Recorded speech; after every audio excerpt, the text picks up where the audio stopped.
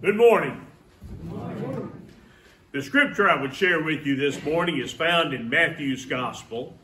In Matthew, I'll be reading from chapter 8, verses 14 and 15. Just two little verses. Two little verses that may have some hidden meaning with them. We read, when Jesus came into Peter's house, he saw Peter's mother-in-law lying in bed with a fever. He touched her hand, and the fever left her, and she got up and began to wait on him. May God bless this reading of his holy word. May he reveal things to us about our own lives and about the way he works in lives.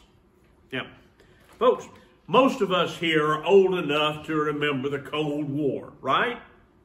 You know, we were always afraid they were going to drop the bomb on us. Did any of you go to a school where they had drills where we were told to get under the desk if they dropped the bomb on us? You know, as if half-inch of plywood is going to stop radiation. My school didn't do that. My wife said, she said, a late wife, they said that she did. But the Cold War, it was always that threat of becoming a hot war. The Cuban Missile Crisis, for instance, was one of those times that it threatened. Another hot spot was the Berlin Wall. You know, that was it seemed like there was always something going on at the Berlin Wall that could escalate and make the Cold War hot. I heard about one incident that happened there, and it must have been pretty early in the history of that wall being erected. They said that one night, people in West Berlin heard the sounds of heavy equipment moving on the east side of the wall. And of course, tensions, became, what are those commies doing? When dawn finally came the next morning, they saw that the authorities in East Berlin had taken all the garbage of the city and dumped it on the west side of the wall. Well, that was a provocative mood. The mood was getting more and more tense, and everybody expected the West Berliners to do something. But what? Well, a few nights later, people in East Berlin heard the sounds of heavy equipment moving on the west side of the wall. And, guards were on tents, guns were ready. And finally, when dawn came, they saw that the people in West Berlin had dumped thousands and thousands of freshly cut flowers onto the east side of the wall. And there was a banner that was based loosely on a Bible verse, but the banner said something to the effect of, each gives the best out of the abundance of their heart. Yeah. It was restraint quite a few different times that prevented the Cold War from becoming hot. And if it was the politicians and generals who showed that restraint, and if these politicians and generals could show enough restraint to keep the Cold War from becoming hot, how much more does God empower his people to do things that are difficult, even to do things that are impossible? Jesus empowers his people to do that even when they're overwhelmed. That's what this message today is about. And it's about how we, likewise, can do those things. And we begin looking at that empowerment with Simon Peter's mother-in-law. You know, if it weren't for these two little verses right here and a very brief aside in 1 Corinthians 9:5, we wouldn't even know that Peter was married. But right here, we read, when Jesus came into Peter's house, he saw Peter's mother-in-law lying in bed with a fever. He touched her hand, and the fever left her, and she got up and began to wait on him. We don't know what she had. We're told she had a fever, and that could have been from any number of problems. It could have been an infection from some cut or wound. You know, they didn't have very many antiseptics back then. And the few natural ones, well, a lot of people didn't know to use them and didn't use them.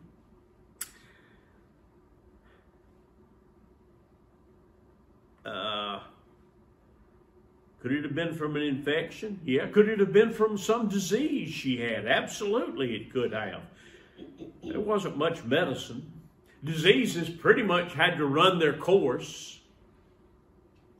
They might have treated a person symptomatically, which was nothing more than taking maybe a cool cloth and laying across somebody's head. The medical treatments of that day, they were pretty brutal. You know, they didn't know anything about germs or viruses. They thought that, some people thought that all diseases were caused by demons. Others, more enlightened, thought it was because the body's natural humors were out of balance. Now, humor, that didn't mean things that make you laugh, not to them. Humors referred to things like blood and phlegm and bile. When they treated you, well, one of the treatments was to cut the artery and let some of the bad blood out. Other treatments involved purposely blistering a person, usually on the back. And then there were purgatives and purgatives, things that would make you empty your stomach or empty your bowels. It's a wonder anybody survived.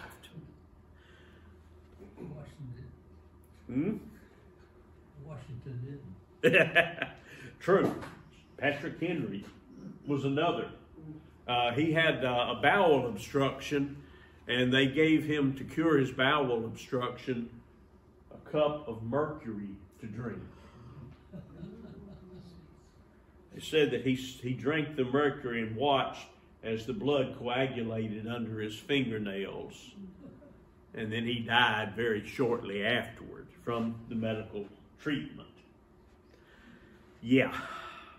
Well, we don't know just what she had, but the fact that she was in bed in daytime, when somebody did that back then, that pretty much meant they had one foot in the grave and the other one on a banana peel.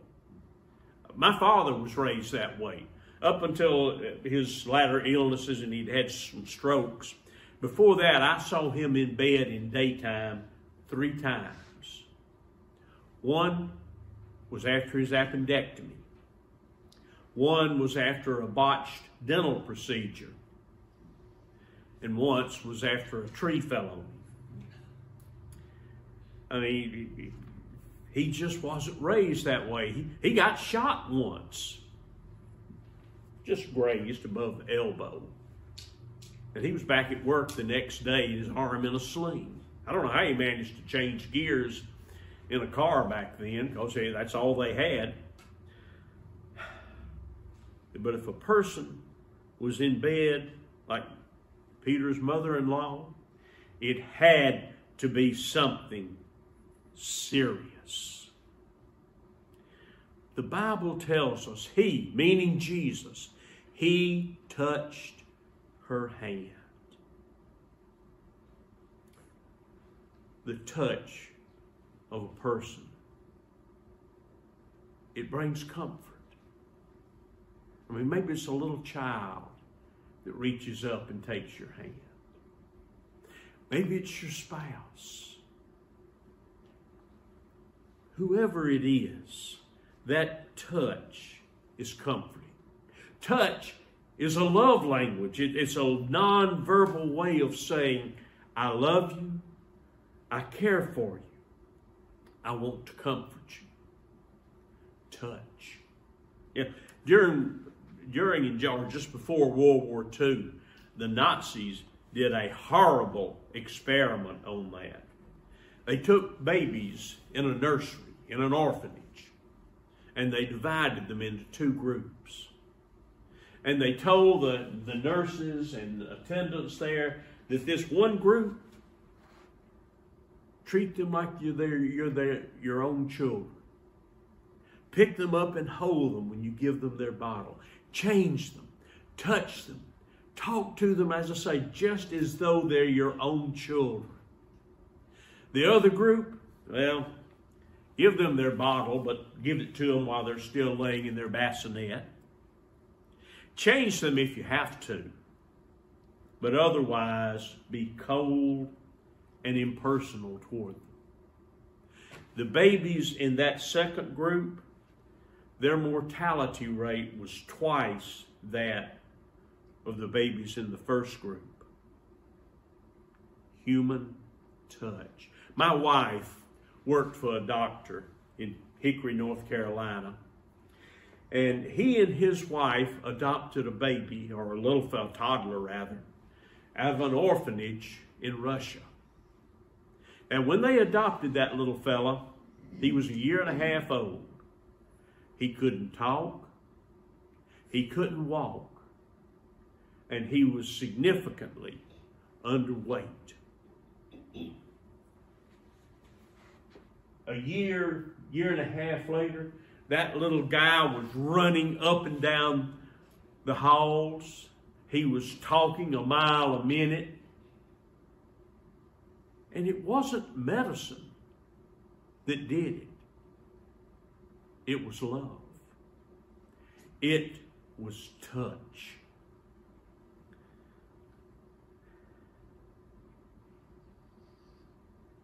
Jesus touched the hand of Simon Peter's mother-in-law. And back then, in that part of the world, a man had no physical contact with a woman unless they were either married or biologically related. Nonetheless, Jesus touched her hand. He touched her hand, and the fever left her. The word miracle is not used in this, but that's what it was. There's no question but that it was a miracle. There can't be any. There are two words that are used, that are translated as miracle in the New Testament.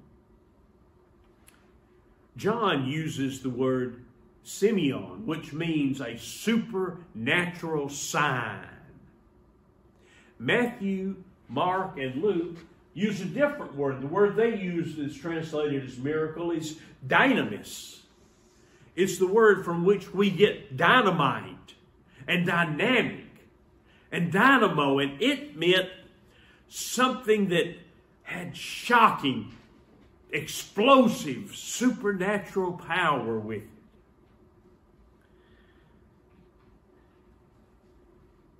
That's what happened here. And yet Matthew relates it as if it's nothing more than him saying, Simon Peter poured somebody a cup of coffee. Nothing to stand out about it. Just very matter of fact. And yet, because of Jesus' touch, because of this miracle with explosive, shocking, supernatural power, the fever had no choice but to leave his mother-in-law.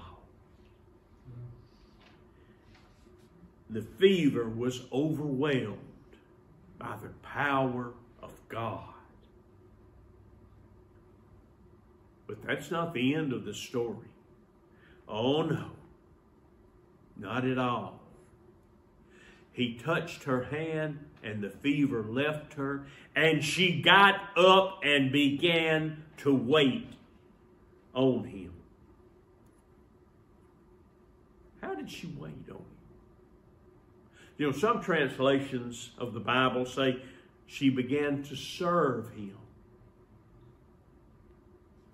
There are two words in the New Testament that Jesus often uses, applying them to his followers. One of those words is doulos, which means bondservant or slave.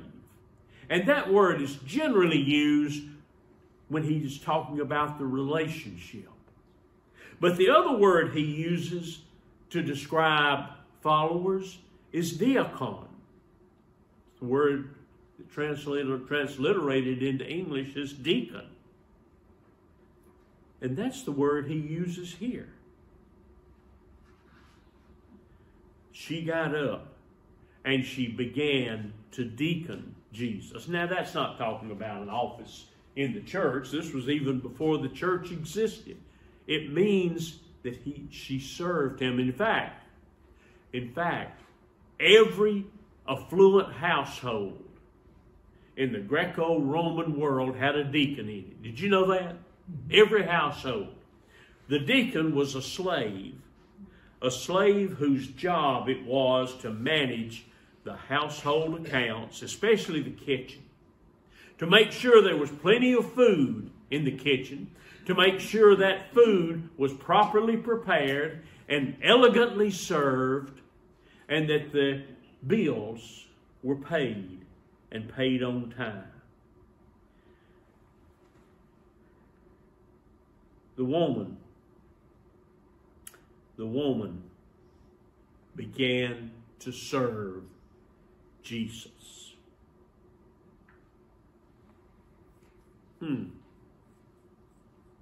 How did she serve him? Did she prepare a meal for Jesus?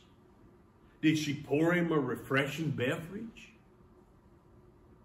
Did she take a basin of water and wash his dusty feet? The Bible doesn't tell us how she served him, just that she did. And I would be surprised to someday find out that her service to Jesus was just on that one day. I strongly believe that she served him long after that. Through this miracle. Miracles in the Bible, in the New Testament especially, there's different reasons for them. Some of the miracles point to Jesus' identity, such as the wedding in Cana of Galilee when he changed the water into wine. But other miracles are about how they affected the person's behavior, how they changed a person's behavior. That happened here. He used this miracle, and she began to serve him. That was the purpose of the miracle here. That the woman began to serve Jesus after this miracle of healing. And now we get to the application of it, to the application for you and I here today. And the application, of course, this is in this series of messages that I'm giving on being overwhelmed on feeling devastated, just overpowered because of some mental or emotional stress you're under. Now today if one of us has a fever, probably the first thing we're going to do is turn to an over-the-counter remedy, aspirin, Tylenol, something like that. Gosh, when my kids were little, they were convinced that Dimetapp was a miracle cure for just about anything. They almost wanted to get sick to get a dose of Dimetapp. But if we take something like that, and the fever still doesn't get any better, we're probably going to go see the doctor, right? He may prescribe an antibiotic for us, an antibacterial, or an antiviral medication. You know, there's a difference in treatments now and those 2,000 years ago. Thank goodness. But if we feel overwhelmed by pressure, by the pressure of our families, by the pressure of finances, by the pressure at work, by the pressure of circumstances, that MD next to a person's name probably is not going to do us a lot of good. Yes, you can go to a psychiatrist or a psychologist or a counselor, and they can help. But when they do, it's usually a long, long road. And most people have to be in dire straits before they'll even start that road. But the best cure, maybe the only real cure, is to come to Jesus. Come to Jesus and let Him touch you. But when you come to Jesus for His healing touch,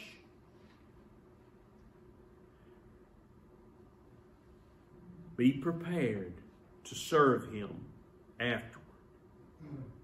Because once He touches you, once He heals you, once He brings that new life to you, He has a claim on your life.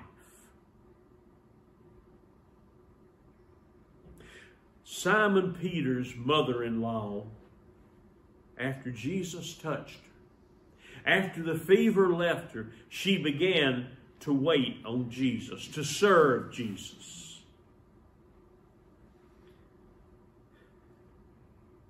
Do you have one of those incurable fevers of this day and time?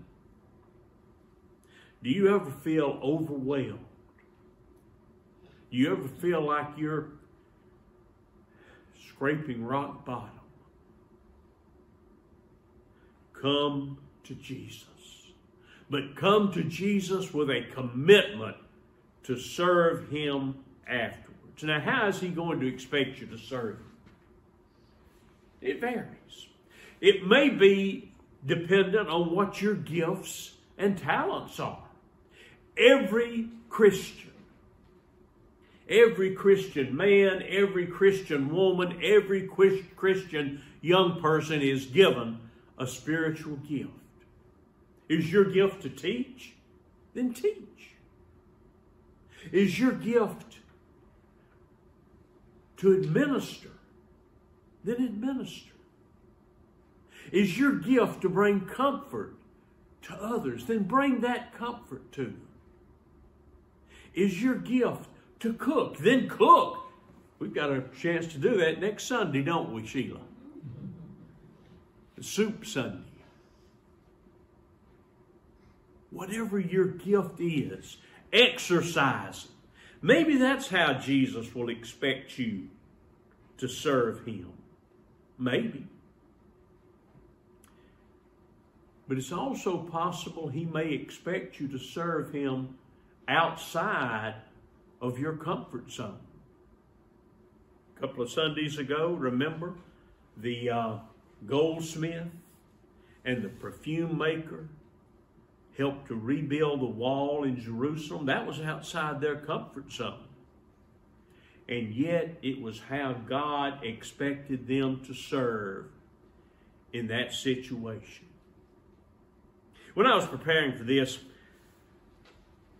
something occurred to me. There's a passage in 1 Timothy chapter 2, verse 15 that we often either pretend isn't there or try to forget about. It says something about women being saved through childbearing.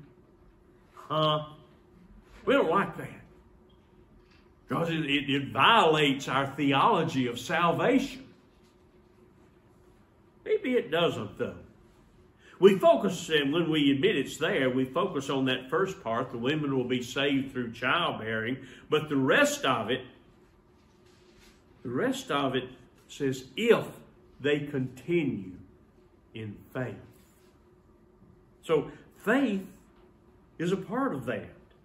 Now, that doesn't necessarily mean women have to be saved. A woman has to go through life barefoot and pregnant. But women's opportunities 2,000 years ago were very limited. Maybe that was the only option they had to bring more babies into the world. Maybe. But a woman's opportunities today are broader than that. Amen. A woman today, well, she can be a lot of things.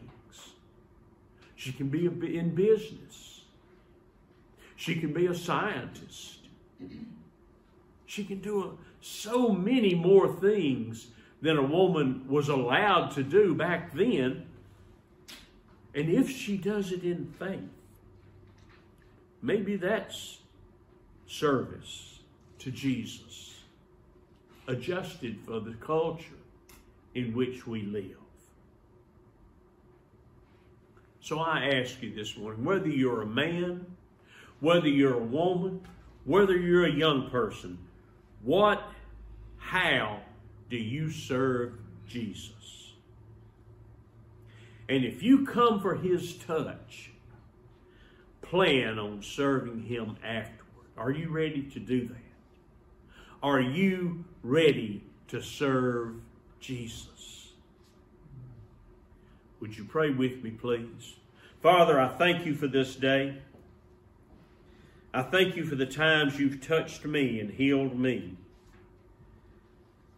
I thank you for the times you've touched these, my brothers and my sisters. Help us, Lord, to now serve you. And not just for 1 hour or 1 afternoon or for 1 day,